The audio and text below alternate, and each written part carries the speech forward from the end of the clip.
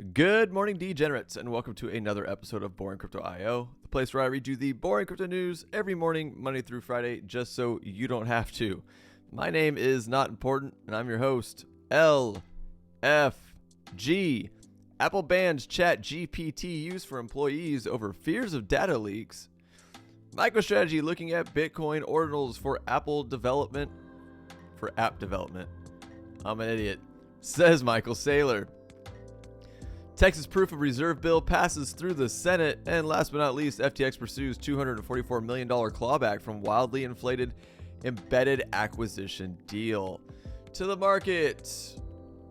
Market cap currently 1.123 trillion. Bitcoin dominant sitting at 46.3% and ETH dominance at 19.4%. And 39 Gwei will get you an ETH transaction. Bitcoin went down yesterday. Bitcoin. What are you doing, Bitcoin? Bitcoin is all over the damn place. It might be time to back out and start looking at the dailies, possibly the weeklies, because Bitcoin's been looking wonky on the shorter time frames, 4 hour, 1 hour, etc., etc. But as of right now, we're looking a little red. More little red, not big dumps, anything like that. Yeah, nothing crazy, but definitely not a green day as of right now. Let's go to Bitcoin. Bitcoin 4 hour. Let's move this a little bit. So yesterday we pumped, we moved sideways, and we dumped. But we continue to stay above this 26.2 and 26.5 levels. Again, giant long wicks like this that get bought up tend to be bullish. They show a lot of buy orders at that level. Again, it's just the price. Like, I'll be honest, the price action looks weird to me with these giant swings. But levels haven't changed, guys. It's nothing new. It's things I've been talking about for months. This is kind of, I feel like Bitcoin's very boring right now. And this is that, I feel we're in that point of the bear market where we are going to get bored to death. When you think it's going to go up, it goes down. When you think it's going to go down, it goes up. And the reality is, like I said, if we back out to this, let's look at the daily right now. If we look at the daily, get rid of all my lines. Nothing's changed. This all looks like consolidation, right? Now, the fear people having is that we're going to hit this low volume node and tank down to these levels, these 24.95s, 24, things like that. Because this is all the support you got here, right here. And there's a very low volume node right here.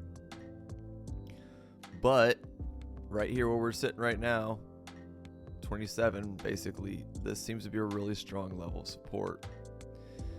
And again, if you just look at this on a daily, this just looks like ranging. Like we might just do this for quite some time until the next bull market actually takes off. So that's really, guys, it's nothing new. It's what I'm looking at. I'm not seeing anything crazy on the charts. It's going, oh, we're going to do this, or oh, we're going to do that. Just a bit of a back out. And I mean, honestly, if you look at this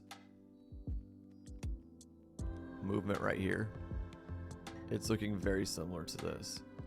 So we might get one jump down, touch the top of this 25-ish level, and then skyrocket back up to another range where we'll, between 30 and 34, 35-ish, I'm thinking, where we'll range for quite some time until we get bored again. But that's what I'm seeing, right? And this is the daily, to give you guys just a backed out look, you know, stop looking at the hourly, etc., etc. The trend is technically still going, you know, in an upwards direction. I know there are certain people that are saying we're gonna tank low. Like, there are people I really trust and really look up to in the space that are super bearish right now, and it's hard for me to see. Like, again, who am I? I'm just some random dude in a room doing YouTube videos.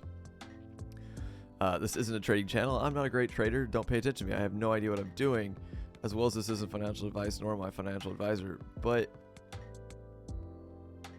I mean, this is again, this is the daily chart.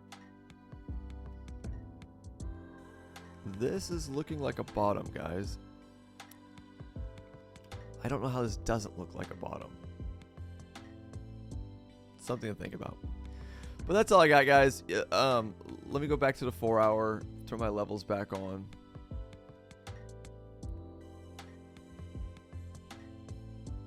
Just in case you haven't seen these are the things I'm looking at. These are the ranges we're bouncing between, etc., etc.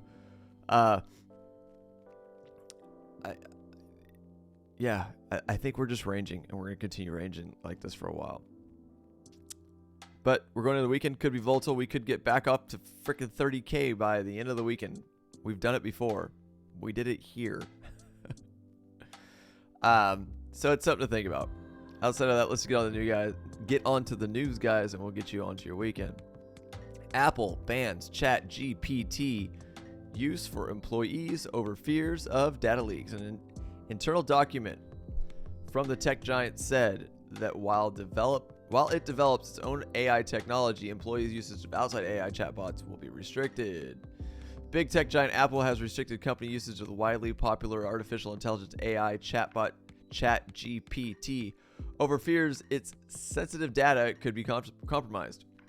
A report by the Wall Street Journal revealed that an internal document to Apple employees has banned the usage of Microsoft-backed ChatGPT and similar AI tools while the company was developing its own AI technology. According to the document, the iPhone developer is concerned about workers using the programs and exposing confidential company information. It also mentioned a restriction on GitHub's AI tool Copilot, a Microsoft-owned application that automates writing software code. Cointelegraph reached out to Apple for further comment.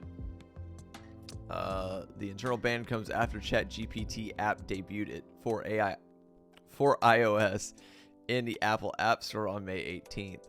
The new app is currently available for iPhones and iPad users in the United States, but intends to expand to additional countries in the coming weeks, along with an Android version coming soon. Alongside Apple, other large companies have restricted internal usage of ChatGPT. On May 2nd, Samsung sent a memo to employees banning the use of generative AI tools such as ChatGPT. In Samsung's case, the policy followed an incident of Samsung staff uploading a sensitive code to the platform. Samsung told employees who use such applications on personal devices not to upload any company information, or they could face disciplinary action up to and including termination of employment.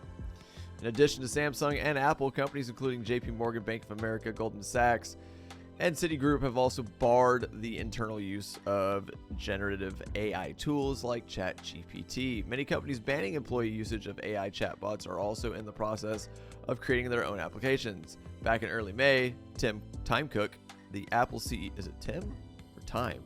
It's supposed to be Tim? The Apple CEO said that the company's plans were to weave AI into all of its products. Something to think about.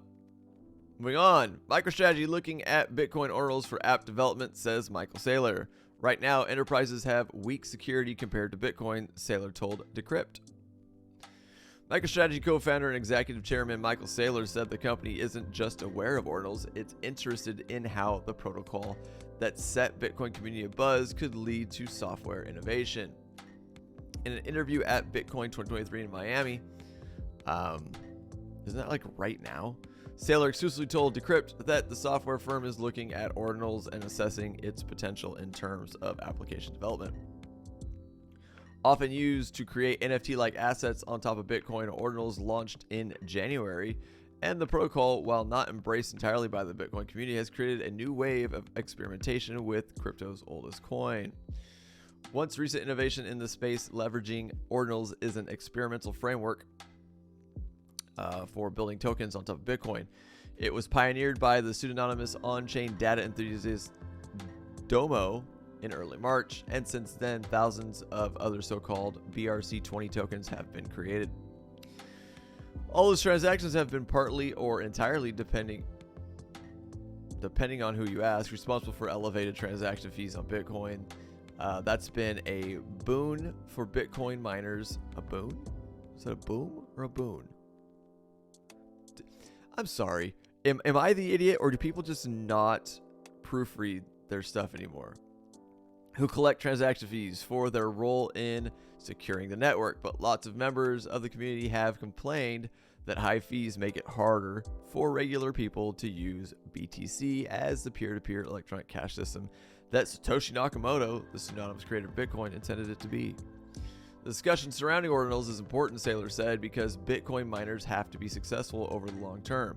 He added that the development of applications building on Bitcoin functionality could also bolster the coin's overall adoption among individuals, firms, and governments. Saylor didn't specifically say what use cases MicroStrategy could be looking into that tap Ordinals, but he noted the ability to commit data to Bitcoin's blockchain that isn't solely related to transactions has many potential applications. The whole idea of burning a piece of data on the blockchain opens the door to possibilities that I might burn a digital signature, or I might burn a registration, or I might burn a hash of documents, Saylor said.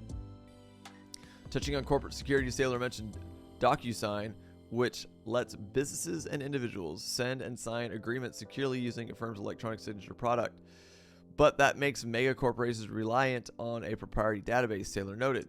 Right now, enterprises have a weak security compared to Bitcoin, Saylor said, adding that innovations using the world's largest cryptocurrency could possibly introduce a new level of security available to firms that doesn't exist right now. Saylor's comments just a week ahead of described Ordinals as a catalyst for Bitcoin adoption on the PBD podcast. Still, he acknowledges that Ordinals have been used for plenty of silly reasons. The general consensus is criticize stuff that we think is silly, but don't censor it, he said on Thursday in Miami. Saylor didn't want to predict which protocol will win, but he said altering Bitcoin so that it censors certain uses would be wrong. It was a nod to the effort by a group of core Bitcoin developers, including Luke Desher, to treat Ordinals as spam and filter them out of transactions. If somebody wants to change the protocol in order to censor someone else from using Bitcoin, I don't think that's consistent with the values of the community, Saylor said. I do believe in rules without rulers. I think he's got a point there. Yeah, let people do what they want to do. So let me know what you guys think. Comments down below. Moving on. Texas proof of reserve bill passed through the Senate. The legislation would oblige exchanges to maintain reserves in an amount sufficient to fulfill all obligations to customers. Can they do this to banks yet? Please? No, of course not. Legislation that could require exchange to maintain reserves in an amount sufficient to fulfill all obligations to customers has made it one step closer to becoming law in Texas. On May 15th, the bill passed a vote in the state Senate and now awaits only the governor's signature. Texas House Bill 1666, amending the Texan Finance Code, passed through the Senate House of Representatives earlier this year after 3 readings in the Senate. The text of the bill hasn't experienced any significant changes from the previous draft. Under the amendments, digital asset providers serving more than 500 customers in the state with at least $10 million of customer funds would be restricted from commingling the customer's funds with any other type of operational capital and using customer funds for any further transaction besides the original transaction demanded by the customer. Also, the exchange must maintain reserves sufficient to accommodate all potential withdrawals at any given moment within 90 days. Following each fiscal year's conclusion, companies must submit a report to the Texas Department of Banking regarding their existing liability to customers. Should the provider fail to comply with these requirements, the department would have a right to revoke its license. Texas is an area of provocative legislators when it comes to crypto. Apart from the proof of reserves bill, the Senate moved to limit crypto mining incentives was voted in by Senate in April. At the same time, Texan lawmakers voted to amend the state's Bill of Rights, adding a provision recognizing the right of individuals to possess, retain, utilize digital currency. Interesting. All right, guys, last but not least, we'll get you out of here to go enjoy your weekend. FTX pursues a $244 million clawback from wildly inflated embedded acquisition deal. FTX lawyers went to claw back $243.7 million from embedded insider executives, claiming its former leadership paid a wildly inflated price for the stock trading platform. FTX's leadership is looking to claw back more than $240 million from its insiders, or from insiders and executives that benefited from FTX's wildly inflated acquisition stock clearing platform Embedded in September. Cointelegraph reported on May 18th that a lawsuit was filed against the former FTX CEO Sam Bankman-Fried and other FTX insiders on May 17th concerning the Embedded acquisition, which FTX's new leadership alleges was conducted without enough due diligence. However, on the same day, a separate lawsuit was filed seeking clawback funds from Embedded CEO Michael Giles, and its shareholders, accusing FTX of paying a wildly inflated price of $220 million for the stock trading platform. According to the filing, Embedded's own chief technology officer Lawrence was stunned that FTX paid so much for the company after one short meeting with Gillis. I'm sorry. In correspondence with another senior employee at Embedded, Beal described FTX's due diligence process with a cowboy emoji. I get a sense that they are cowboy emoji over there. Huh. I don't get it. As part of the purchase, FTX also paid Embedded employees a total of $70 million in retention bonuses. The majority of that sum, $55 million, was paid to Giles, who later became concerned about how he would justify this amount to other employees. Between the day that Giles, and Gilles signed the acquisition agreement on June 10th, 2022, and the closing of the acquisition on September 30th of 2022, he was being paid a staggering $490,000 each day. Good God. Assuming that he worked 7 days a week, he was also awarded an additional $103 million when the deal closed due to his standing as Embedded's largest shareholder. This amount stands in stark contrast to Gilles' normal salary of $12,500 per month as Embedded CEO. Despite a number of Embedded employees being awarded retention payment agreements, Gilles was the only one who was paid his full retention bonus on the closing date. The other employees were obligated to remain at Embedded for 2 years if they wished to receive their full bonuses. As a result of the disappropriate payouts to Embedded insiders, FTX will now seek to claw back $236.8 million from Gilles, and Embedded executives, as well as an additional $6.9 million from Embedded's smaller shareholders. Additionally, lawyers accused FTX insiders of taking advantage of FTX Group's lack of controls and record keeping to perpetuate a massive fraud by using misallocated funds to facilitate the purchase of Embed, while being fully aware that FTX was insolvent when finalizing the deal. FTX filed for Chapter 11 bankruptcy, and we know this. The firm's new leadership, headed by bankruptcy attorney John Ray III, has been focused on clawing back funds to repay customers and creditors. More recently, FTX lawyers considered a possible reboot of the exchange. Please don't do that. Cointelegraph contacted Embed CEO Michael Giles for comment. Did not receive a response by time of publication. It's a lot of money. That's a lot of money. All right, guys, that's it. That's all I got for you today. Nothing crazy. It's kind of boring. Bitcoin one last time.